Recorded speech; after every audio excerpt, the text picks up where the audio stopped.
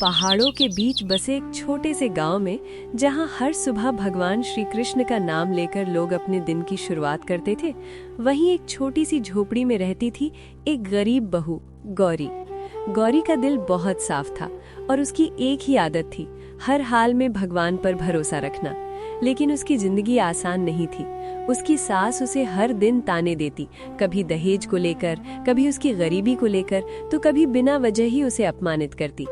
हर सुबह गौरी सबसे पहले उठती, आंगन साफ करती, तुलसी को जल चढ़ाती और हाथ जोड़कर धीरे से कहती, हे ठाकुर जी, बस आज का दिन अच्छे से निकल जाए।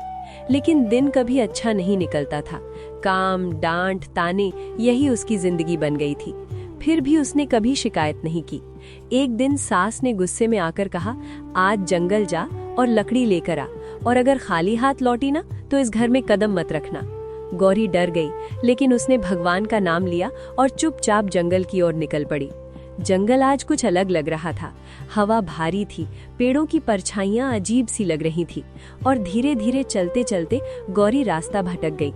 थक कर वो एक बड़े पत्थर के पास बैठ गई। उसकी आंखों में आंसू थे।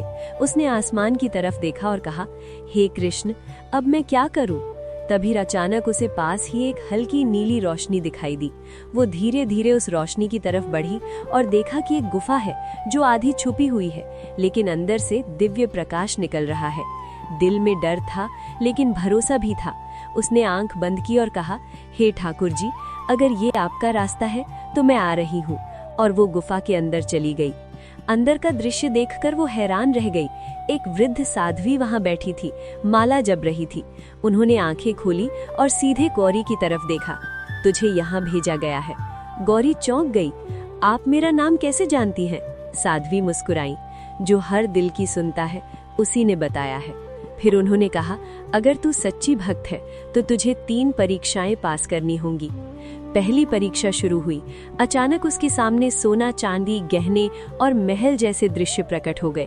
एक आवाज आई, बस एक चीज उठा ले और तेरी गरीबी हमेशा के लिए खत्म। गौरी ने उन चमकती चीजों को देखा, फिर आंखें बंद कर ली।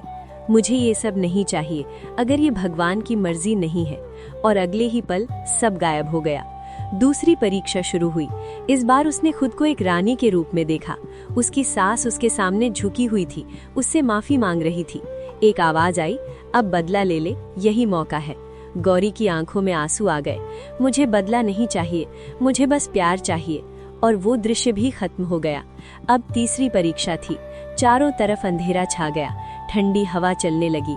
एक डरावनी आवाज आई, अगर भगवान सच में है तो तुझे बचा लेंगे, इस रास्ते पर चल। सामने एक रास्ता था जो कांटों और पत्थरों से भरा था।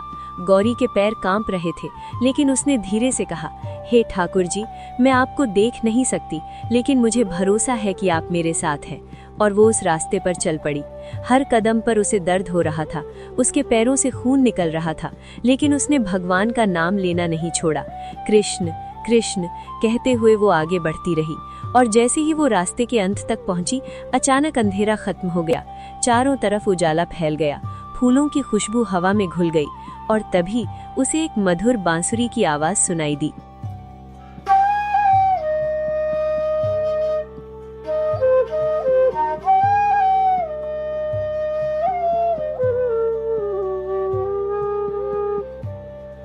गौरी ने आंखें उठाईं और उसके सामने स्वयं भगवान श्री कृष्ण खड़े थे।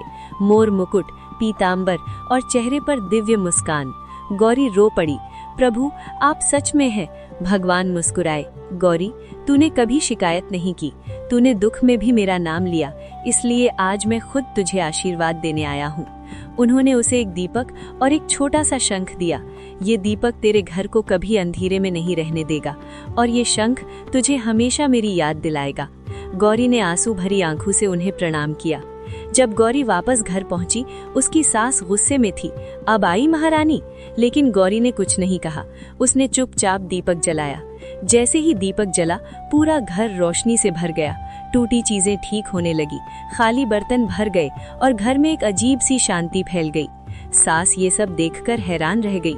अगले दिन लालच में आकर वो भी उसी गुफा में गई, लेकिन वहां पहुंचकर उसने सोना उठाने की कोशिश की और उसी पल सब कुछ गायब हो गया।